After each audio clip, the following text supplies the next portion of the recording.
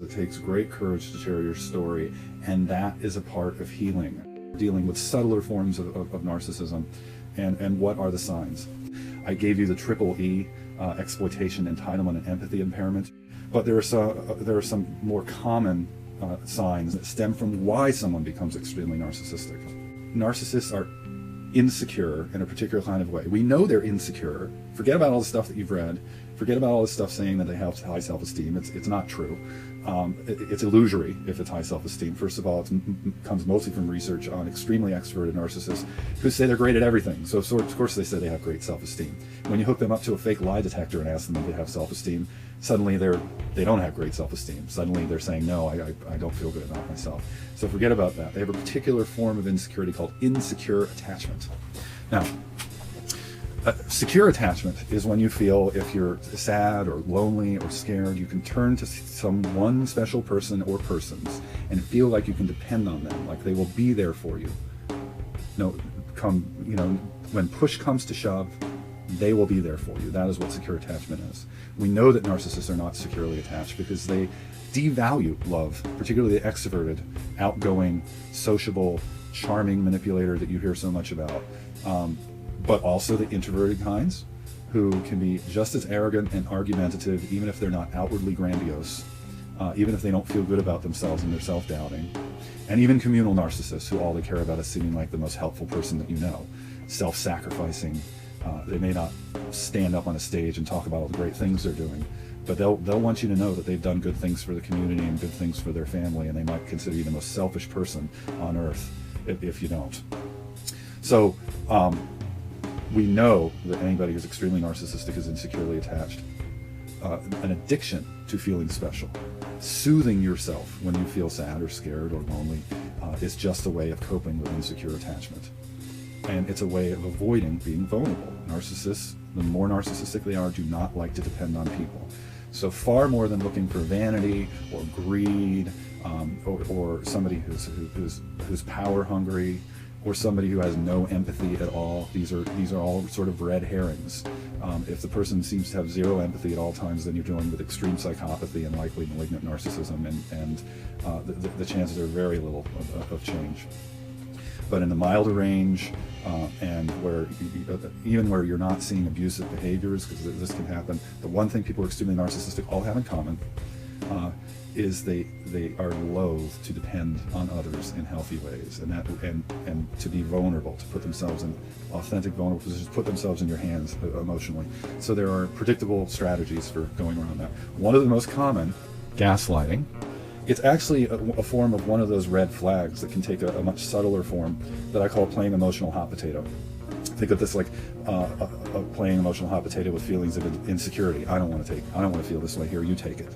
So one of my clients, for example, was applying for graduate school, and she was going through all of the different applications and trying to see, which one was best for her. Her boyfriend was in a terrible place. He didn't know what he was going to do next. Was completely unsure. And so rather than say that to her, rather than say that he felt insecure or he was so happy for her doing this, but he felt sad because he's not sure what he's doing, he felt scared about the future, what he would do is stand over her and say, are you sure that's the school you want to apply to? Are you sure that's it? This was a way of his feeling like he was the one in the know. This is a way of feeling special, that he was the one in the know, at the same time getting rid of his worries that he didn't know what he was going to do next, that he was completely unsure of himself. Right? So now he's saying and doing things to make her feel unsure.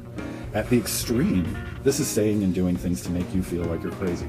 That's emotional abuse. This is a form of emotional hot potato. What happens is people who are extremely narcissistic, when they start to get confronted with their failures, when things start to fall apart, the form and quality of their thinking becomes disrupted. They don't start seeing and hearing things. They develop something called a thought disorder, and they feel like they're not holding it together. And at those times, they're most likely to say and do things to make you feel like you're the one who's not holding it together, like you're the one who's somehow losing your mind. But more straightforwardly, when somebody is cheating, when they're having affairs, they have to convince you that you're not seeing things the way they are. Because if you're seeing things the way they are, then they're having affairs, and they can't be trusted. So you get lots and lots of lies. He changes the story because again, this is one of those predictable ways of dealing with an insecure attachment.